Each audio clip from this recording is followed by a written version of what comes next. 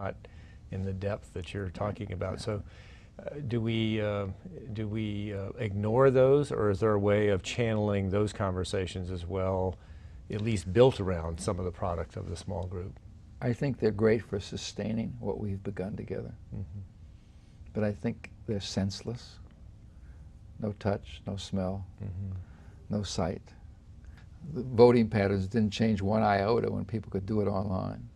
So they said, well, the problem with voting is it's too hard. I'll leave my home, wait in line, blah, blah, blah. And I don't know if it's still true, but he said, look, at online voting shows no increase in citizen engagement.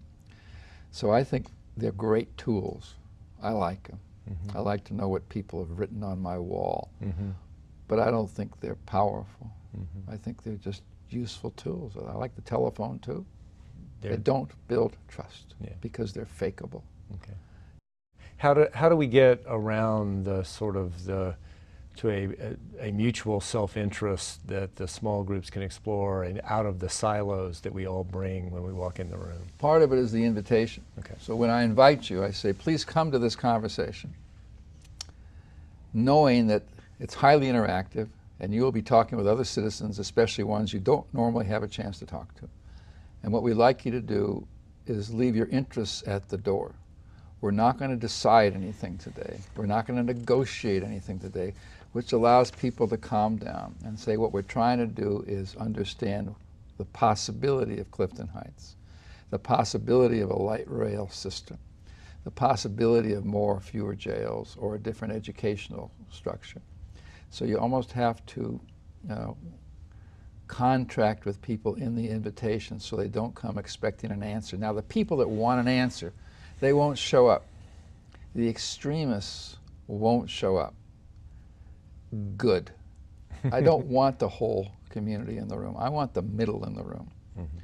The extremists are more interested in being right than they are in working something out. You spend a good bit of the book talking about the importance of design, and we had a conversation last year with Daniel Pink, who emphasized the importance of design, not just physical design, but all kinds of design on how we structure interaction. You're a big, strong believer. I loved what he said about that. I thought that was fantastic, that design matters. Designing social space, designing a room, designing a building. I mean, most of our designs, both of how we gather and how we create space, is designed for control, efficiency. They're patriarchal. You walk into most buildings and you wonder, am I welcome here or not? Mm-hmm. The only great designs for buildings are restaurants, bars, hotels. And so you think about the physical, but also how do we occupy this space? Mm-hmm. How do we, when we show up, do we show up as in a communal way? So let's design how we welcome people. Mm-hmm. So in Carlsbad, we held a community meeting. We said, let's put a red carpet from the street to the building. So as soon as they come by, they say, I'm welcome here. I belong. And when they come in, let's have them greeted at the door and have a little food and do all the things that cultures do that said you came to the right place. Mm-hmm. And then when we meet, we have people in circles. Why? Because we want them to know you came to talk to each other, not to talk to me, not to talk to the city manager. So these are the social structure. How you frame questions is a design question. Mm-hmm. Most of us spend most of the time figuring out what we want to say to people. So I rehearse for the meeting with PowerPoints. I vet it with other people as if my speaking creates the future. It doesn't. Mm-hmm. I want to return to your point about citizenship. Being a citizen doesn't mean you're a citizen of the United States, which is the typical way. But being a citizen is that you're capable of producing something, of diagnosing your own problems, of deciding what matters to you. This is citizenship. This is associational life. This is what Tocqueville talked about in the 1830s. The consumer part also is guaranteed dissatisfaction, because what consumers do is they look to others to satisfy them on things they can't satisfy for themselves. And so I look to the police to make me safe. I look to the school to educate my child. I look to the doctor to keep me healthy. It isn't going to happen. The doctor can't keep me healthy. There's no the better living through chemistry is guaranteed dissatisfaction. So it keeps me coming back for more. And my complaints about the school, it keeps me coming back. And so the consumer model is guaranteed, it's addictive. And this culture has become addicted to looking for more things outside the family and outside the neighborhood and outside our connectedness with each other.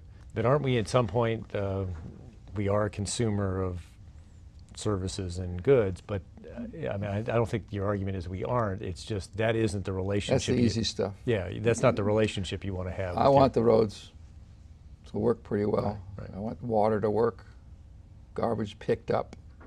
But those are unrelated to the things that are wounding our neighborhoods, the pain, the suffering in our neighborhoods. So those are minimum things, and so I am a customer to having the garbage picked up. I do need the police sometimes. I need the fire department, but it shouldn't be who I am. Right. Don't define me as a customer. Don't boast about how customer-oriented you are as a city manager team, because that just thrills me as a citizen. I say, oh, really? Then I got 10 more things I want. I was struck by the description of having a conversation about the possibilities, not about the problems. So what about talking about the possibilities makes it a different conversation? It's a tough one for people to accept, because we so love problem solving. Possibility is a desired future that I'll never reach.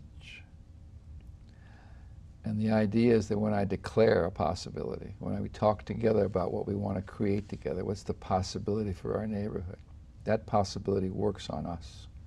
And every time I come into a room, guess what comes with me? A possibility. So what do you want to show up with? A problem every time you show up, or a possibility? Let's talk about the conversations now. You go through in the book a bunch of them. 6 conversations. Specifically, every conversation is activated by a question. And I've tried to define those questions that people don't know how to wiggle out of. So a great question is one, if you ask people and they answer it, they're guilty. This is good existential guilt. Guilt means I said no, I'm a producer in the world. So it's problem solving to possibility. What's the possibility? It's from blame to ownership. Why don't we act as if this place is mine to create? And even the things I complain about, maybe I helped produce them. So there's a conversation of commitment rather than barter. We think we can negotiate. The economist has taken over our brain cells. There's a conversation of gifts instead of deficiencies, and a conversation of dissent instead of lip service. What kills democracy and kills commitment is lip service, not opposition. So you need some way for legitimate, center of the road, responsible citizens to say, that doesn't make sense to me, then let's talk about it. So dissent becomes the beginning of a commitment conversation. And then the last is invitation versus mandate. We've so followed the corporate model, which is basically patriarchal. I am the boss, now hear this, this is the captain speaking, that is all. That we think you have to mandate the future.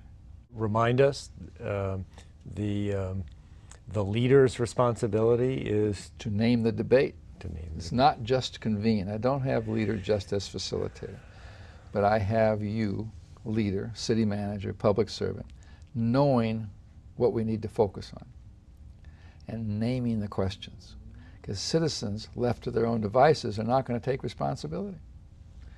They're going to keep thinking, what have you done for me lately? The answer is nothing. I'm not here to do for you.